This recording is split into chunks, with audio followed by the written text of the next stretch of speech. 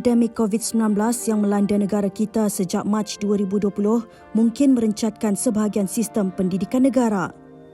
Kelaziman belajar dalam kelas secara bersemuka sepanjang tahun terpaksa digilir ganti dengan pengajaran dan pembelajaran di rumah PDPR. Bagi calon-calon, guru-guru dan ibu bapa yang terlibat dalam Sijil Pelajaran Malaysia SPM 2020, ia bukanlah sesuatu yang mudah. Norma baharu sepanjang tahun lalu menimbulkan kebimbangan dan kerisauan kemampuan pelajar menguasai mata pelajaran yang diajar sekaligus menjejaskan prestasi mereka.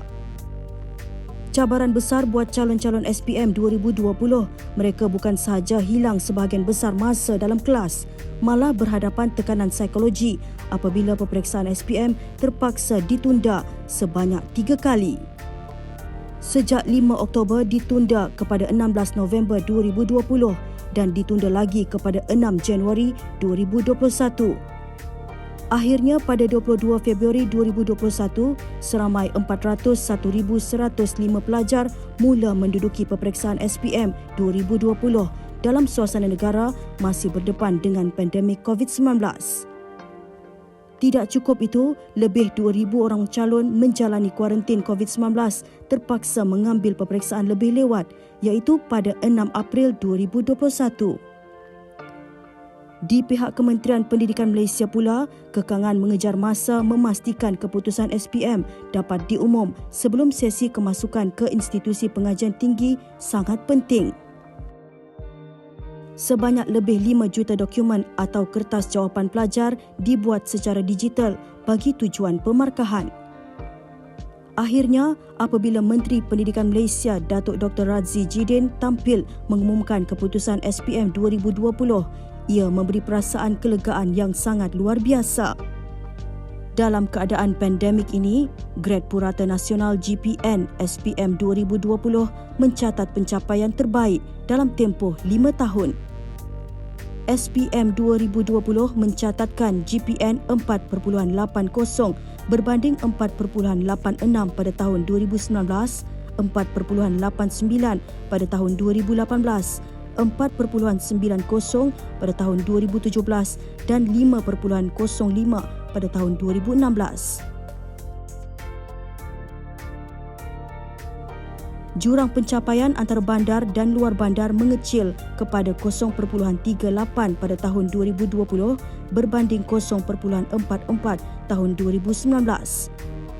Ini menunjukkan di sebalik kekangan akses dalam talian di luar bandar, PDPR yang dijalankan masih berupaya mendidik calon-calon luar bandar untuk SPM 2020. SPM 2020 juga memperlihatkan peningkatan prestasi calon berkeperluan khas yang layak mendapat sijil SPM. 68.88% calon berkeperluan khas layak mendapat sijil tahun ini berbanding hanya 61.34% pada tahun sebelumnya. Ini merupakan peningkatan 6.88%. Cuma kebimbangan dari keputusan SPM 2020 ialah pencapaian bagi 2 mata pelajaran teras iaitu Bahasa Melayu dan Bahasa Inggeris masih menunjukkan penurunan. Sebanyak 6.1% calon gagal kertas Bahasa Melayu SPM 2020 berbanding tahun 2019 sebanyak 5.9%. Manakala bagi Bahasa Inggeris, SPM 2020 sebanyak 19.9% calon gagal berbanding 19.6% pada tahun 2019.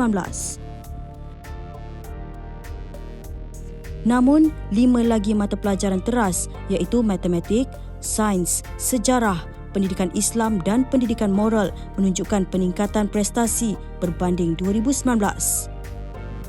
Apapun keputusan yang diterima secara individu, redalah, seperti kata Menteri Kanan Pendidikan Datuk Dr. Radzi Jidin. Untuk anak-anak kita, calon SPM 2020, SPM Promax 2020, apa sahaja keputusan yang anak-anak dapat pada hari ini, ingatlah, generasi anak-anak adalah generasi yang hebat.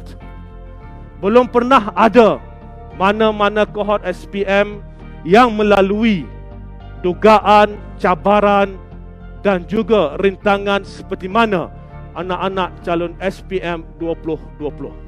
Tabik hormat Pak Cik untuk anak-anak sekalian.